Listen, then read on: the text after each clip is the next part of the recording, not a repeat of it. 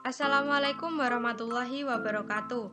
Perkenalkan, nama saya Nur Fauzi Rahmawati dengan nomor NIM 12620521219 dari kelas PGMI 5D dengan dosen pengampu Ibu Mahtuka MPDI.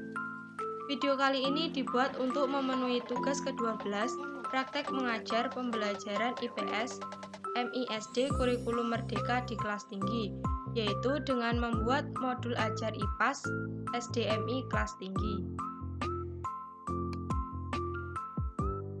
Modul ajar memiliki dua komponen, yang pertama informasi umum dan yang kedua komponen inti.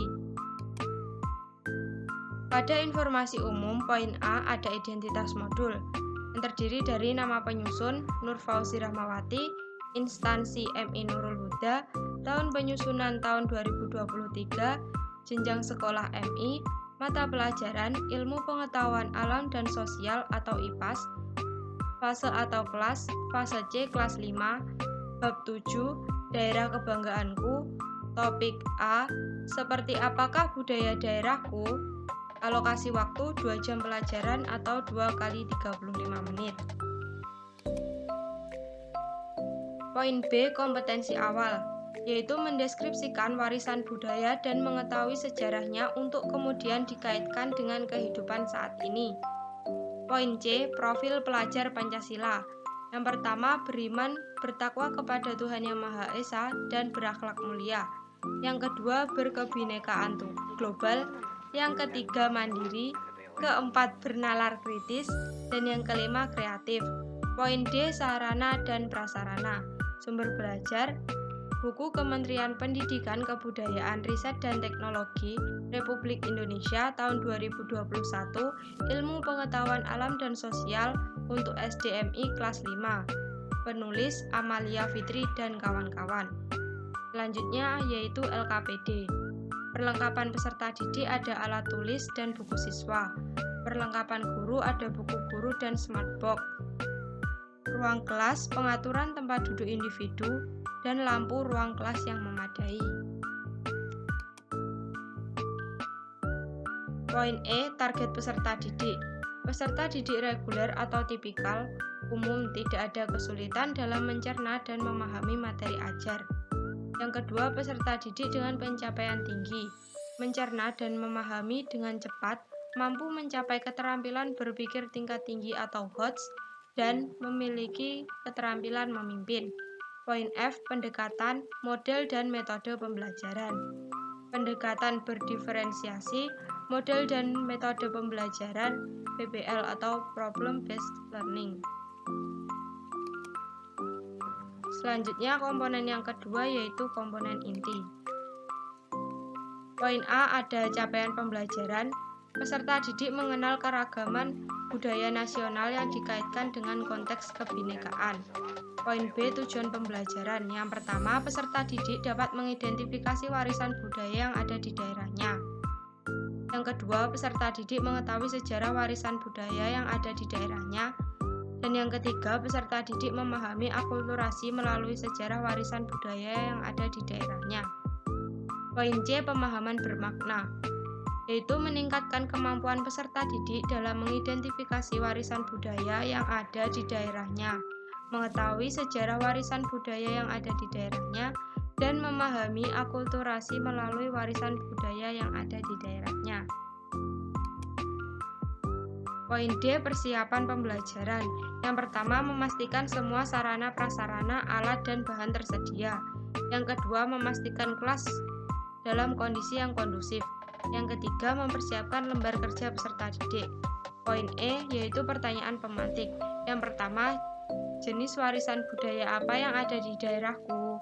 Yang kedua, apakah warisan-warisan budaya daerahku memiliki sejarah khusus? Dan yang ketiga, apakah di daerahku terdapat bentuk budaya yang merupakan hasil gabungan dua atau lebih budaya yang berbeda? Poin F, kegiatan pembelajaran. Yang pertama, kegiatan pembuka dengan alokasi waktu 10 menit.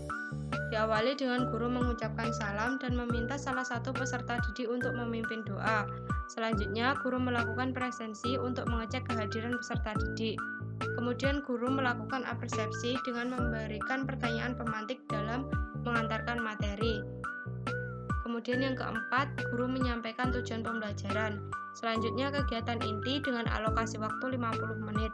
Yang pertama, guru mengajak peserta didik untuk mengawali pembelajaran dengan literasi membuka topik A pada buku siswa.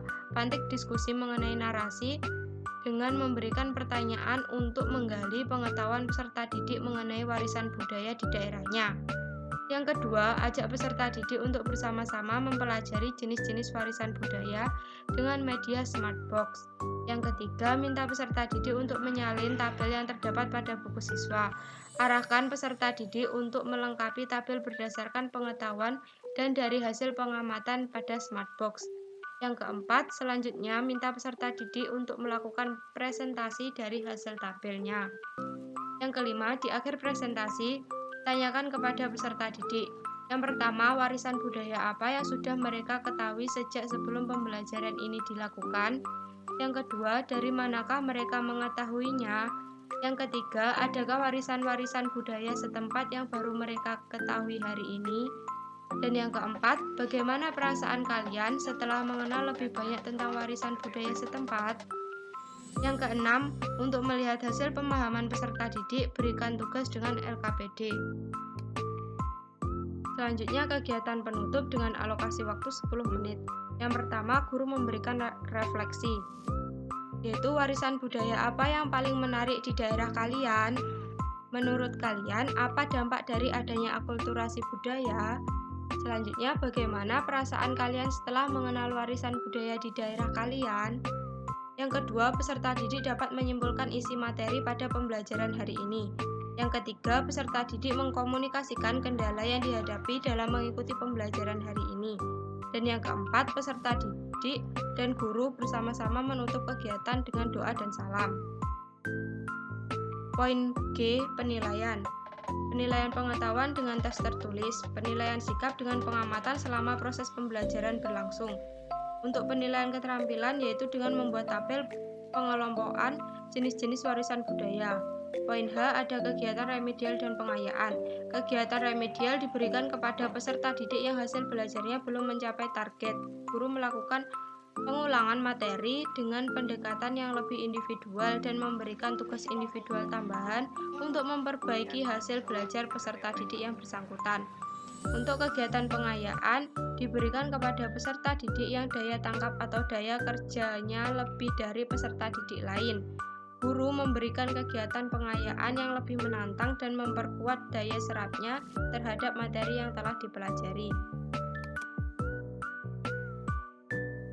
Kesimpulan dari modul pembelajaran pada bab 7 tentang daerah kebanggaanku, topik A, seperti apa budaya daerahku, ini memiliki tujuan supaya peserta didik dapat mengidentifikasi warisan budaya yang ada di daerahnya, mengetahui sejarah warisan budaya yang ada di daerahnya, dan memahami akulturasi melalui sejarah warisan budaya yang ada di daerahnya.